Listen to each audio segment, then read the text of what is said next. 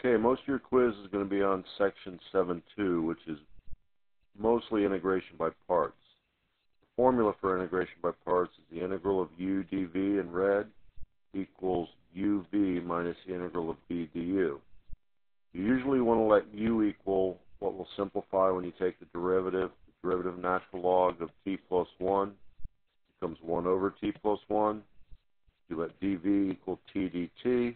dv is t dt. Integrate from dv to v gives you t squared over 2. Then you substitute into this formula. Replace u, replace v, minus integral of v is t squared over 2 times the integral of 1 over t plus 1 dt. Bring down the first part.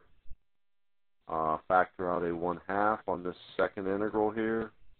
Then you have the integral of t squared over t plus 1 dt. If the power on top is greater than or equal to the power on bottom, you have to do long division before you integrate. So everything comes down, and this integral, or this integrand, is replaced with what you get after you do long division, t minus 1 plus 1 over t plus 1 dt. Keep the 1/2 out, integrate them term by term. T to the 2 over 2, integrate 1, get t, integrate 1 over t plus 1 is natural log of t plus 1. And then just distribute the negative 1/2, and you should end up with our final answer. If you need to look at this further, just feel free to pause the video.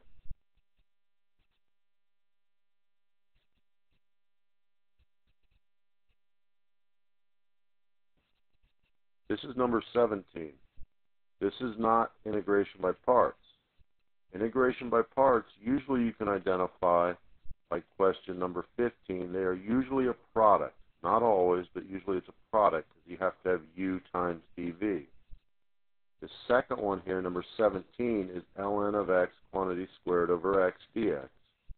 The derivative of natural log of x is 1 over x, which is present here.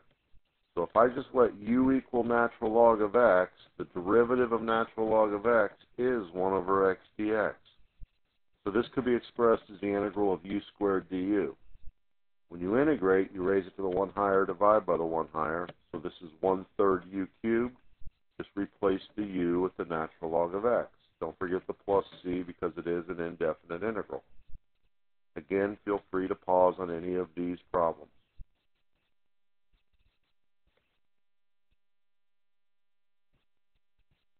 This is 13. This is another one which is not integration by parts, even though it is a product. I see that the derivative of x cubed, if I have u being x cubed, I could do e to the u. The derivative of x cubed is 3x squared dx. So I have an x squared. How can I and a dx? How can I create 3x squared dx? Well, you multiply by 3, which I have in red here, and the reciprocal out front. If you multiply by 3, that changes the value. But by multiplying by the reciprocal, it makes it so it's basically you're just multiplying by 1, so you're not changing the value. It's called the multiplicative identity. Keep the 1/3 out front. Integral of e to the u du, I believe, is formula number 6 in the front cover of your textbook. Keep the 1/3 out. Integral of e to u du is e to the u. Then you just replace the u as x with an x cubed. Again, plus c because it is an indefinite integral.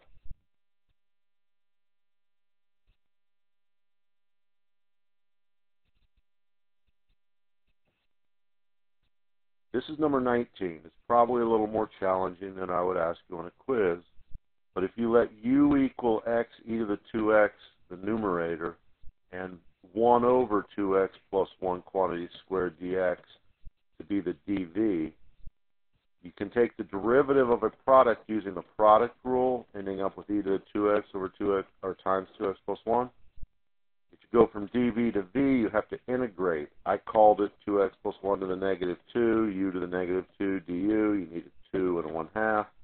Integrate, you end up with what I have here for v.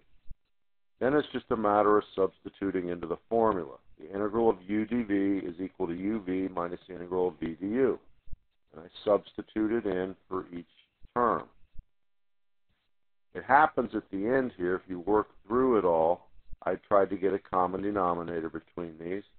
And these two things on the numerator, 2x e to the 2x and negative 2x e to the 2x, will cancel, leaving you a fairly nice answer here.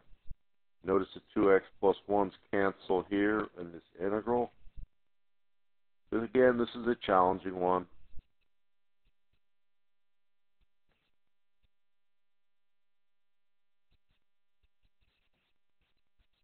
(21) Anytime you have a polynomial, such as x squared minus 1, times either e to a power or times a sine or a cosine, you can do what's called the tabular method.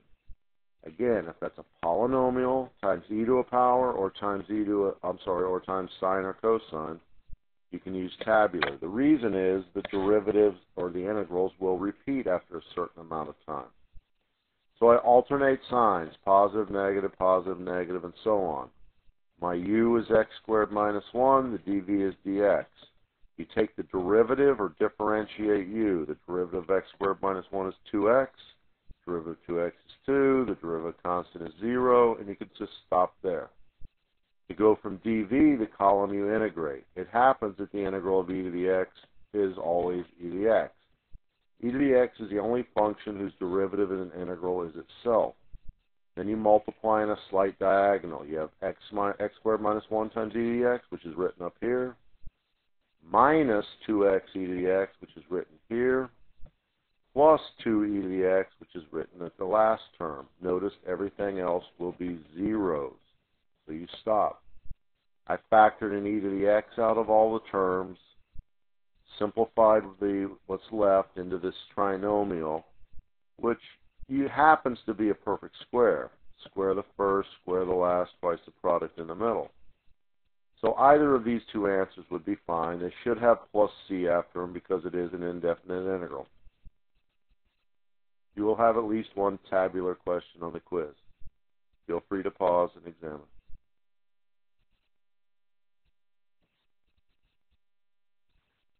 This one, if I knew how to integrate arctangent, I would just integrate it. But I don't know an integral of arctangent. It's not in the formulas as far as I know in any of the books. Perhaps in the CRC tables, but not in our textbook. Now, because how do you go from dv to v? You integrate.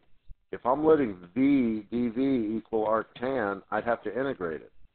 If I wanted to integrate arctan, I would just do it because it's here, if I could. But I can't. I do know the derivative of arctangent, so I let u equal arctangent of x, and I let dv equal dx.